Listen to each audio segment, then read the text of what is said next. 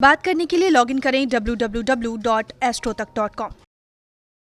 जय माता दी मित्रों, मैं एस्ट्रो राजेश शर्मा astrotak.com के सभी दर्शकों का हार्दिक स्वागत करता हूं, हार्दिक अभिनंदन करता हूं। एक बार फिर आप सभी के सम्मुख उपस्थित हूं एक नवीन जानकारी लेकर। मित्रों, उससे पहले मैं आप सभी से एक निवेदन करना चाहता हूं कि यदि आपने astrotak.com के हमारे YouTube चैनल को सब्सक्राइब नहीं किया है तो कृपया इसको सब्सक्राइब करें, लाइक करें और आगे से आगे शेयर करें, जिससे कि जो भी नवीनतम जानकारी हम आप सभी के लिए लेकर उपस्थित होते हैं ये अधिक से अधिक लोगों तक पहुंच सके। एक बात और मैं आप सभी के साथ में शेयर करना चाहता हूं, यदि आप में से कोई भी अपने कुंडली के ग्रहों के प्रभाव और उनके उपायों के विषय में विस्तार पूर्वक जानना चाहता है तो आप हमें कॉल कर सकते हैं, आप हमें मैसेज द्वारा लिखकर भी भेज सकते हैं। आप www.astrotak.com की हमारी साइट को लॉगिन करें और मेरे यानी एस्ट्रो राजेश शर्मा के प्रोफाइल को क्लिक करें, आपकी कॉल मुझ तक आ जाएगी। मैं आपके फ़ोन का इंतज़ार कर रहा हूं। मित्रों, विषय पर आगे बढ़ते हैं। आज जो विषय हम आप सभी के सम्मुख लेकर उपस्थित हुए हैं वो विषय है रत्न धारण करने का क्या है ज्योतिषीय महत्व। आप सभी ने देखा होगा, कोई ना कोई एस्ट्रोलॉजर जिसके पास भी आप जाते हैं, जिस भी ज्योतिषी के पास आप जाते हैं तो किसी न किसी रत्न को धारण करने की सलाह वो आपको देते हैं। क्यों? ऐसा क्या कारण है कि रत्न वो आपको पहनने के लिए बोलते हैं? सबसे पहले हम जानते हैं कि रत्न किस ग्रह का धारण करना चाहिए और क्यों। मित्रों, हमारी कुंडली में जो 9 टोटल ग्रह हैं उनमें से 2 छाया ग्रह, 2 प्रकाश ग्रह, छाया ग्रह में राहु और केतु, प्रकाश ग्रह में सूर्य और चंद्रमा, और बाकी के जो 5 ग्रह हैं वो तारा ग्रह बोले जाते हैं।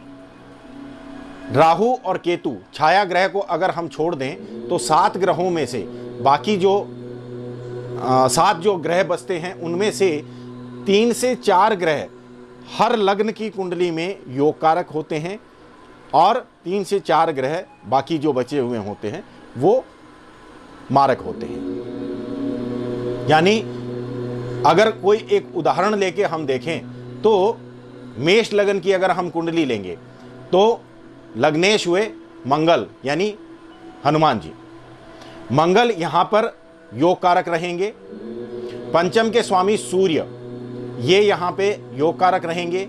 नवम भाव के स्वामी देवगुरु बृहस्पति ये यहाँ पर योग कारक रहेंगे। बाकी चंद्रमा भी चूंकि सुख भाव के स्वामी यहाँ पर बनेंगे तो वो भी इस कुंडली के अंदर में योग कारक बनेंगे, और बाकी के जो ग्रह होंगे इनके अलावा जो ग्रह रहेंगे वो मारक होंगे। कुंडली के अंदर में जो भी हमारे योग कारक ग्रह होते हैं वो यदि कमजोर अवस्था में है, कमजोर अवस्था कैसे, यानी डिग्री वाइज अगर वो कमजोर अवस्था में है, यानी 1-2 डिग्री में है, 5-6 डिग्री में है, या 25 से 30 डिग्री में है, योग कारक ग्रह अगर डिग्री वाइज कमजोर है तो उसकी डिग्री को बढ़ाने के लिए, उसको बल प्रदान करने के लिए रत्न धारण किए जाते हैं। रत्न धारण करने के पीछे जो वैज्ञानिक कारण बताया जाता है वो है, किसी भी ग्रह का यदि हम रत्न धारण करते हैं तो उस रत्न का कार्य क्या होता है, उस ग्रह से आने वाली रश्मियों को एब्जॉर्ब करके वो रत्न हमारे शरीर के अंदर में प्रवाहित करता है। जैसे आपने देवगुरु बृहस्पति का रत्न पुखराज धारण किया है। मान लीजिए आपके कुंडली में गुरु 6 डिग्री के हैं और योग कारक हैं, भाग्य भाव के स्वामी हैं, अच्छी उनकी प्लेसमेंट है, उच्च के होकर विराजमान है, लेकिन 6 डिग्री के हैं, तो कोई भी एस्ट्रोलॉजर आपको बोलेगा पुखराज रत्न धारण कर लो। पुखराज रत्न क्या करेगा, देवगुरु बृहस्पति से आने वाली जो रश्मियां हैं उन रश्मियों को पुखराज रत्न एब्जॉर्ब करेगा और हमारे शरीर के अंदर में प्रवाहित करेगा। तो बृहस्पति से संबंधित जो हमारे शरीर में कमी है वो पूरी हो जाएगी। ये मुख्य रूप से एक जो प्रभाव रत्नों का हमारे जीवन के अंदर में होता है वो होता है। मारक ग्रह जितने भी होते हैं उनके दान करवाए जाते हैं, उनका रत्न कभी भी धारण नहीं किया जा सकता। एक बात का और ध्यान रखिएगा, कुछ रत्न बेचने वाले बिना कुंडली विश्लेषण किए, बिना कुंडली को देखे ही आपको अंदाजे से कह देते हैं कि आप नीलम धारण कर लो या पुखराज धारण कर लो या पन्ना धारण कर लो। उनको सिर्फ अपना रत्न बेचना होता है। इस प्रकार से कभी भी आप रत्न धारण ना करें, क्योंकि यदि आपकी कुंडली में आपका योग कारक ग्रह भी गलत अवस्था में बैठा है, यानी त्रिक भाव में बैठा है, छठे में, आठवें में या 12वें घर के अंदर में बैठा हुआ है, या अपनी नीच राशि में बैठा हुआ है, तो उसका रत्न कभी धारण नहीं करते। आपको सिर्फ योग कारक ग्रह का रत्न धारण करना है, और वो भी अगर शुभ अवस्था में बैठा हुआ है तब उसका रत्न धारण करना है, अन्यथा नहीं। तो रत्न धारण करने से पूर्व सर्वप्रथम अपने किसी भी एस्ट्रोलॉजर से, ज्योतिषी से उसके विषय में पूछ लें। सही रत्न धारण करना जितना आपके लिए अच्छा रहेगा, उतना ही गलत रत्न धारण करना आपके लिए नुकसानदायक भी हो सकता है। मेरे पास में बहुत सारे ऐसे एग्जाम्पल आते हैं, आदमी बहुत ज़्यादा पीड़ा में होता है, बहुत ज़्यादा परेशान होता है, और जब उसकी कुंडली का विश्लेषण करते हैं तो पता चलता है जिस मारक ग्रह की उसको दशा चल रही है, उसी ग्रह का उसने रत्न भी धारण किया हुआ है।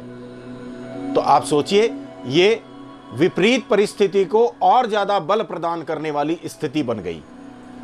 आपके जीवन में विपरीत परिस्थिति चल रही है। क्यों? क्योंकि मारक ग्रह दशांतर दशा में है। आपके जिस भाव के अंदर वो मारक ग्रह विराजमान है, जहां पर उसकी दृष्टि जा रही है, उन भावों को उसने एक्टिव किया हुआ है। यानी मान लीजिए कि आपके कर्म भाव के ऊपर किसी मारक ग्रह की, या जैसे मान लीजिए शुक्र आपके कुंडली के अंदर में मारक है, चतुर्थ भाव में बैठकर, और वो आपके कर्म भाव को देख रहा है, और शुक्र का ही आपने रत्न धारण कर रखा है। तो ये आपके लिए क्या हुआ? करेला और नीम चढ़ा। करेला वैसे ही कड़वा और ऊपर से नीम के ऊपर चढ़ गया। मारक ग्रह के कभी भी रत्न धारण नहीं करते। तो इसलिए मेरा आप सभी से ये आग्रह है कि जब भी आप रत्न धारण करें तो सर्वप्रथम अपनी कुंडली को किसी भी एस्ट्रोलॉजर को, अच्छे एस्ट्रोलॉजर को दिखाएं, और उसके परामर्श के अनुसार ही आप रत्न धारण करें, जिससे कि आपके जीवन में शुभत्व वो रत्न प्रदान कर सके।